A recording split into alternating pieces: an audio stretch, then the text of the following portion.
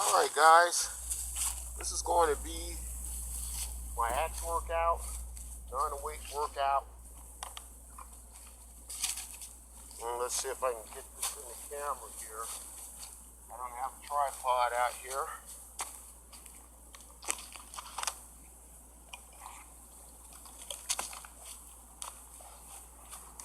A little workout going here, during the week.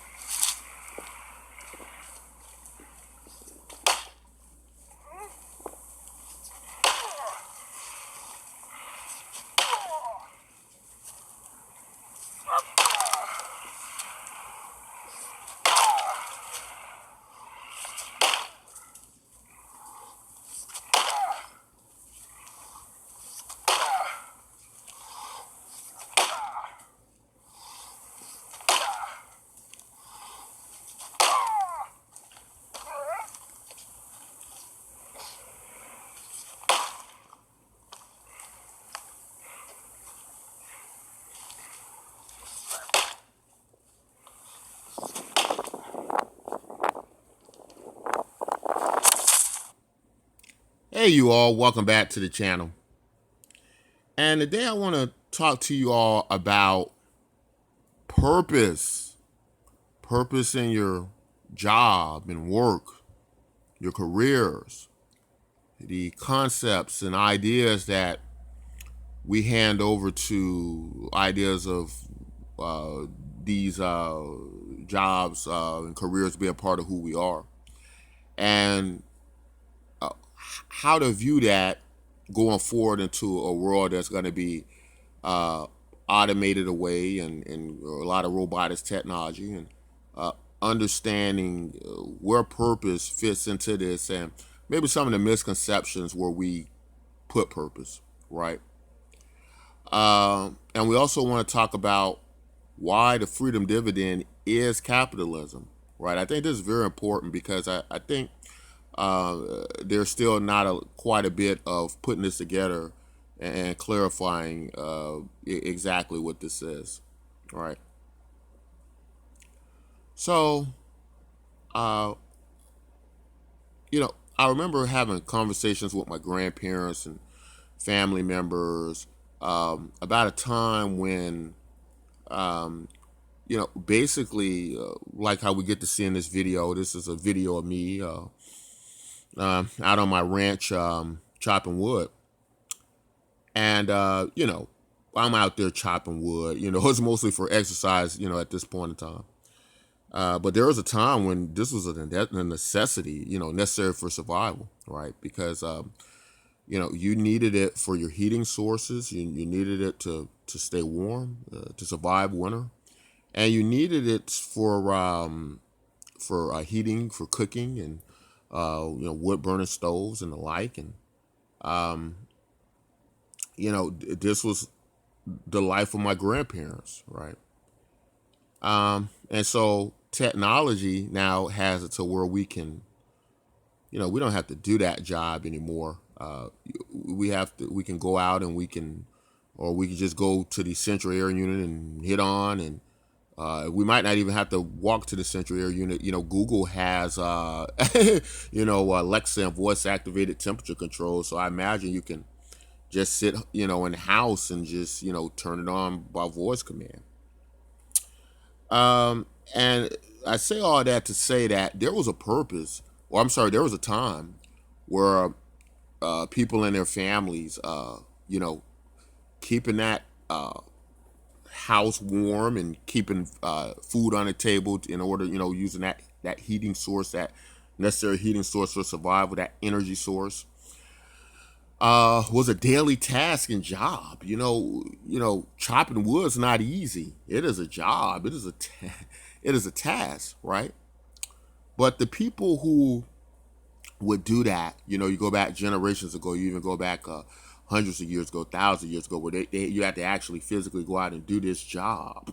You know, the people who did those things, um, you know, the idea that they no longer uh, have to do those things and don't do those things for the most part didn't take away their purpose, right? They didn't lose purpose. They didn't lose purpose for that. The idea of purpose is switched, right? Uh, you know, body movements. Let's just think about this for a moment. Body movements, repetitive tasks, right? Don't give you purpose, right? If you think they do, then it might be time for you to kind of take a step back and spend a little bit of time with yourself and try to understand where purpose comes from. But you're getting up and going to a job daily and doing those repetitive tasks. They now I do understand that a lot of people get joy out of their work, right? I try to stay with jobs and tasks that I enjoy doing, and so I understand that. And I think in idea you can still do many of those jobs and tasks, much like like I go out and I chop firewood and a variety of things like that. I do it for exercise as well, but in the idea that I'm still doing that, even though I could just turn on heating, right, central air units and a variety of things, still doing that, and it doesn't interfere, it doesn't disturb that purpose, right? Um, I love the Joe Rogan podcast, his channel, and Joe Rogan has been very good for the Andrew Yang campaign. He had him on the show, and Andrew Yang got a lot of recognition from that show, right? Um, and so thankful that Joe Rogan had Andrew Yang on the show, and from what I can see and understand, Joe Rogan is a pretty big supporter of Andrew Yang. I think he has some concerns about it, but for the most part, I would say Joe Rogan's on board with Andrew Yang. And he goes to bat to him for him, when he has the opportunity. They had Abby Martin on the show the other day, and she was talking about, this. I believe she brought up automation or something like that, and she was saying like how nobody's talking about or doing it. And Joe Rogan came in and said, "Oh no, Andrew Yang's doing it right." And you kind of like compare that to what you might get with something like NBC or CNN and all these major networks. With weirdly and oddly enough, the exception of Fox News that did have Andrew Yang on it and give him a great chance to talk about it, but many of these other networks have, you know, every chance they got tried to silence the idea or downplay them in some way, and we got to see that in the NBC debates. Some of the same people who really understand and know Andrew Yang's policies because they've talked to him. As a matter of fact, a few days earlier, Chuck Todd, who was one of the debate moderators who fully understood Andrew Yang, didn't have questions for him, and didn't, and understands his policy, but again, playing to that's another video. But the point we're making is that, or let me get back to Joe Rogan. The reason I brought Joe Rogan up, Joe Rogan talks a lot about the idea that in relation to Andrew Yang's policies, that people need purpose. They need to be able to do something, right? There's a lot of things we can do in the world, and I love Joe Rogan, but I think the confusion he's making is that somehow purpose translates to the job market, which it doesn't. We know that's not true. And so as technology has moved in and people have no longer had to do certain tasks, it hasn't robbed them of purpose, right? Or it doesn't have to.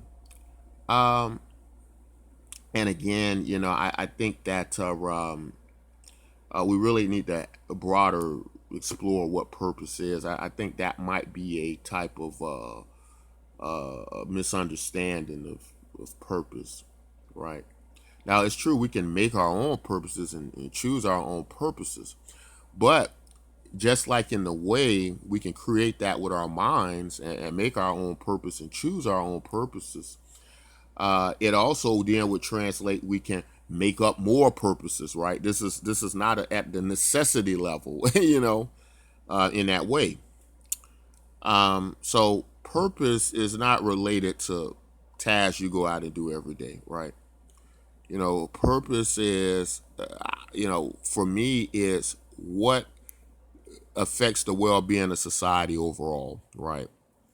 Where you can go in your communities and neighborhoods and everybody is healthy and everybody's all right and everybody's fine.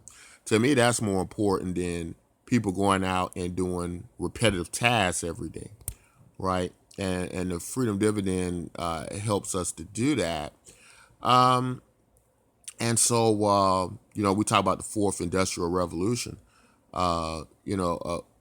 A few things, and I want to, get back to the real quick to the $1,000 per month. It's a lot of double talk about that, because where I get confused about how a lot of people comment on it and the purpose idea of it. Oh, people aren't going to be doing anything; they're just going to be sitting around all day, doing nothing and not, working. Well, again, $1,000 is supplemental income. It's not enough income to stop everybody from working. Some people will, but for the most part, I think more people will continue to work. And so, I think it's very important that we clarify that and not double talk that, because it's a lot of double talk. It's like, oh, it's all this free money and nobody's doing anything. Then it's not enough money. So which one is it, right? Is it too much? Is it enough money to stop people from working, or is it not? So when Andrew talks about things like the fourth industrial revolution, there will be tasks, there will be jobs. Some reports have said that there won't be all these manufacturing jobs and a variety of things like that, as the robots and automation will take them over. But there will be jobs like Zumba instructors, right? And there'll be limited capacity jobs. But here's the thing. Let's think about this for a moment. If you're going to be a Zumba instructor, right? There's nothing wrong with being a Zumba instructor. The report was saying that it just probably wouldn't be enough job openings for Zumba instructors to fill that gap for people who would be wouldn't have that job and work available, so they have to get something like the freedom dividend. But if you consider something like being a Zumba instructor a job and a career and things like that, why can't we then adapt and move to other ideas that are just as valid then as being a job? What is a job? What is work? We need to clearly define what that is. What is work? If it's productive to somebody, it should be classed as work, right? If it's valuable to somebody and it's a task, it should be classed as work. So if you're a parent, I would say that's probably the hardest job ever that you're ever going to do. It's one of the hardest. It's one of the most important too. And it should be one of the most purposeful. So when Joe Rogan talks about people looking for purpose, Joe Rogan has I think a pretty good sizable family at home. I'm not 100% sure, but I think he does from what I've heard other people say. And, I'm sure Joe Rogan is busy doing his podcast, and within his family, as most parents, I'm not a parent, but I've heard parents say things like, they're not perfect and they wish they had more time with their family and children, and they wish they could have done something different in their parenting for the children. So if that's the case, why not spend, there's a lot of parents in the country, why not spend a lot of that time looking for purpose and placing it over to work? Why not spend a lot of that time working on your family, right? Being the best parents, harvesting and raising the best generation of people we can, right? Go out and have a family. That's a job. That's a good purpose, right? If that is if that's a big problem and issue to you, right? And there's many other things you can do. There's many arts and music and things you can seek that can inspire the world. Create in a creative way. Wow, I can't speak today. And so, you know, people listen to music and they look at art, they get inspired to go out and create something that makes the world a better place, right? So it's many things we can consider work. It's many ideas that can be part of our purpose. And I just thought that was very important because a lot of people get this idea with the freedom dividend. People just going to be laying around, sitting around doing nothing all day and just going into this state of atrophy, which is not true. That's not going to happen. People don't just sit around. People are going to still create. People are still going to build. People are still going to dream. And people are still going to set out to make their environment and their worlds better. So now let's get over quick to the freedom dividend is capitalism, right? This idea that is socialism is a false narrative. And I'm going to explain to you why. First, we can just look at some simple evidence that the idea of the freedom dividend, universal basic income, to many historians and economists, are looked at as capitalists, right? A lot of Republicans and conservatives. That's why a lot of them find it so much easier to accept Andrew Yang's plan over many Democratic plans, because they know at the root level there are very capitalistic ideas within that that are more removed from more socialistic ideas that you get with bigger governments. And we're going to go into that a little bit. So these people that say, oh, it's free handouts in socialism. I used to think these people were Republicans or conservatives, but I'm going to tell you something. They may not be that. They may be some type of, interesting enough, oddly enough, Democrat. I know a lot of people might be shocked by that, but I wouldn't be surprised if they might be some of that, because they certainly aren't conservatives necessarily. You don't find a whole lot of conservatives speaking out against universal basic income, right?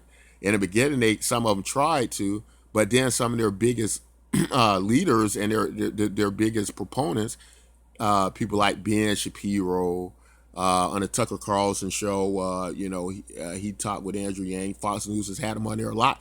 Do you really think, excuse me, do you really think Fox News would have Andrew Yang on there as many times as they had him talking about universal basic income and the freedom dividends and automation if they didn't think it somehow served their ideas?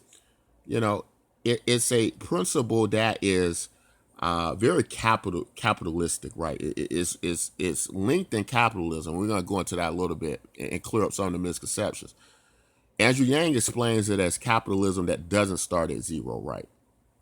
And I think that's a great way of describing it, because in economics, the best economies exist with good distribution. If you're a rich person, it doesn't matter if it's your money and you made every money in society. It doesn't matter if you were one entity that made every dollar in the country. Without distributing that dollar around to the population, that's a bad economy, right? So you got to have good distribution in that idea. Now, where it becomes so much capitalist in a government-like setting is, one big issue is that when we pay all these tax dollars to the government, and the government, it generally consists like this. There's a minority group, right? There's a very small group that's spending all our tax dollars. And they're not spending them how we'd spend them, right? So what do you call it when a small group of people in a government, which has now become a big government because they have control of all your tax dollars, and they're spending this money the way they want, right? Do you know what type of regimes and governments mirror that? Socialist governments, right? Remember what they are. They're large governments, right? With all the control of all the capital and production, like what you get in communism. And they're spending the resources of the country and like, right? And they are giving amounts back to the people, but they're making all the decisions on how to spend that money, right? Now, with the freedom dividend, is not set up that way. It's supplemental, right? You're not getting, even distribution of goods and services to the level of like that. That works in that idea. But what you are getting is you're getting a dividend, right, which is very capitalistic, from the resources of the country. In this case, it would be the VAT tax, which is Amazon paying its fair taxes and companies and corporations like it paying its fair share of taxes. But here's the difference, and here's the big kicker, and this is what makes it so much capitalistic. Instead of giving it over to the government to spend how they see fit, why don't you just give it to the people? Since it's a government for the people, by the people, you let them spend the tax dollars. That's very capitalistic, right? That's not big government either. So we're controlling the money. We're spending the tax dollars, right? Because it belongs to the people. We're spending the tax dollars back into the economy, right? We're not part of some government corruption where they're taking all this money and giving tax breaks, which is essentially taking the money and divvying it up to certain groups of their friends or the people they want to pick, right? Because that's what our tax system does. With the freedom dividend, you give all the tax money back to the people, right, with the VAT, and we spend it. That's as capitalistic as you could get, buddy. We spend it back into the economy. So, I think it's a big misconception about it's socialism. It's not socialism, right? Because another thing, it's not socialism. It goes to the rich, it goes to the poor, right? And it's the American people spending the tax dollars back into the economy in a democratic way, right? It's not corruption. It's not collusion with the government giving some of this tax money to who they want to pick as the winners, right? That's capitalism, right? Capitalism isn't picking winners and losers, right? That's crony capitalism. That's corporatism. And that's what a lot of you all who come on the channel and say this won't work, this social, that's what you all are. You're people who support crony capitalism and corporatism, right? Capitalism is when people really have a more fairer system where they can play on an even playing field in the business world. The freedom dividend is a part of a capitalistic model, right? Dividends and corporations are part of capitalistic models where the shares in that business, right, that corporation get a dividend. That's what we're getting as the American people, right? But it's not part of crony capitalism, what we're in now, what you get with tax breaks and what you get with government officials who are corrupt and who are being bought, right? It's not corporatism where the corporations are controlling the government through government legislation, using government legislation through their influence to make the government move in the way it wants to move, right? And in that way, usurping money from the American people back to them through the back door. That's not capitalism. The closest thing to capitalism in all these ideas is the freedom dividend, right? So I just wanted to clear that up this morning, this beautiful weekend morning. I'd love to hear you guys' thoughts and opinions on it. But that's all I got to say in this video. Oh, I will say that just, to speak on the debate again real quick, that polling data that's been released that showed Andrew Yang polling at about 1.3%, shows now polling at about 1.2%. So, was kind of right in the idea that I didn't think that this hurt Andrew Yang that much because or helped him. It really didn't do anything because Andrew Yang's base is pretty much, I already knew that everybody who's supporting Andrew Yang, everybody who's already on Andrew Yang's ship, they're probably not getting off his ship. I'm just going to tell you that right now. So I knew that I knew it wouldn't hurt him too much, right? And the fact that it didn't go down much, really almost showed the debates as, according to the polling data, kind of showed the debates as, really not having an effect on Andrew Yang at all. So again, I wouldn't worry a whole lot about that.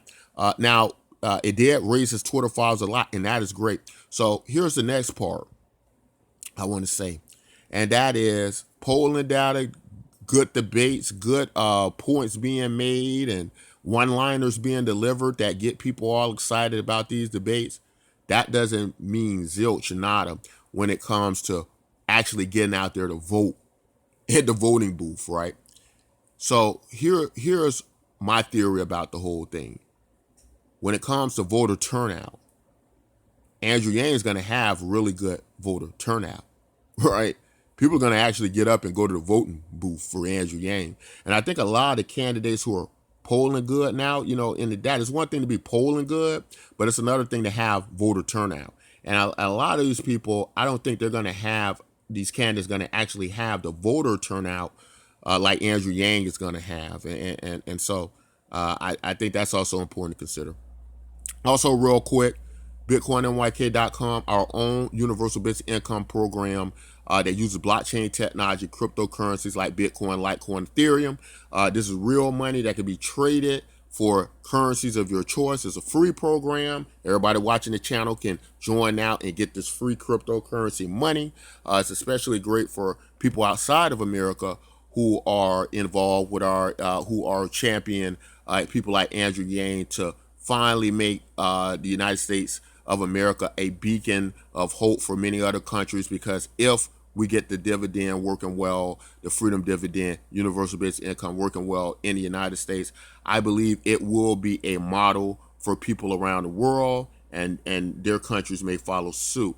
But as of right now, that's not going to be happening for them, and we still need to win this election. But there's something we can do right now. We can join now our website that use this cryptocurrency, blockchain technology, very secure technologies, totally free to you all, free money going to individuals with this cryptocurrency that is created and generated through activity. This is what we term an activity-based economy.